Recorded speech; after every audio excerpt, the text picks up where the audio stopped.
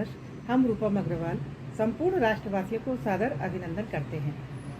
दोस्तों, हम सभी को ज्ञात है कि हम बहनों की सुरक्षा के लिए, सम्मान के लिए, हमें आर्थिक रूप से सशक्त और स्वावलंबी बनाने के लिए अपनी उत्तर प्रदेश सरकार द्वारा मिशन शक्ति अभियान का शुभारंभ किया गया है।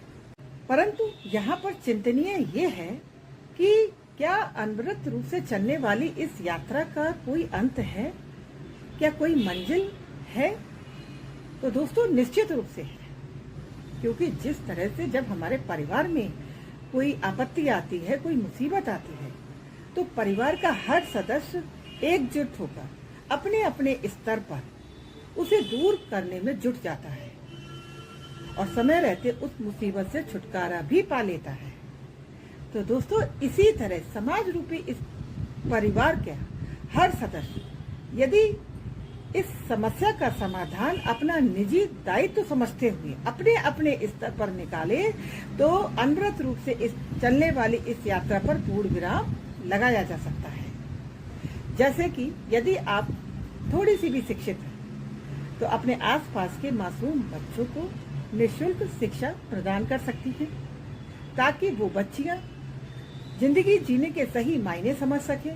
समय समय पर आप उन्हें आत्म सुरक्षा के भी गुण सिखा सकती हैं, ताकि वो बच्चियां एक सुरक्षित जीवन जीने के लिए प्रेरित हो सके।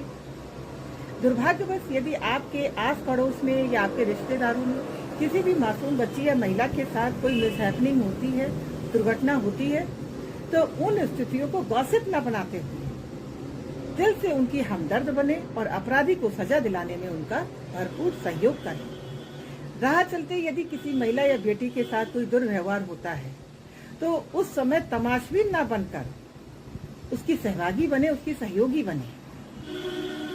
हाँ दोस्तों, समाज की वो शिक्षित महिलाएं जो सुदृढ़ हैं, सशक्त हैं, वो निचले तबके की अशिक्षित महिलाओं की समस्याओं को सुने, समझें, क्योंकि एक महिला ही दूसरी महिला के वेदना के दर्द को न केवल समझ सकती है, बल्कि उसे भली भांति दूर भी कर सकती है।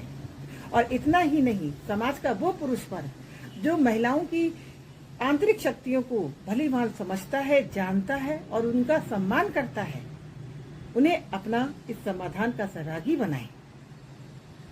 दोस्तों, यदि ये प्रयास समय रहते किए जाएंगे, तो निश्चित रूप से इसमें सफलता मिलेगी ही मिलेगी। क्योंकि जब हम एक छोटे से बीज में नियमित रूप से उसे जल देते हैं, तो समय रहते वह एक दिन विशालकाय वृक्ष में परिवर्तित हो जाता है। तो ये तो हमारे द्वारा किए गए सार्थक प्रयास हैं, इनकी सफलता तो पूर्व सुनिश्चित है।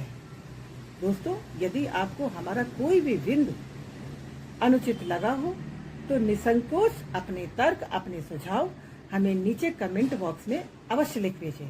हमें आपके प्रस्ताव का, आपके सुझाव का इंतजार रहेगा। जय हिंद।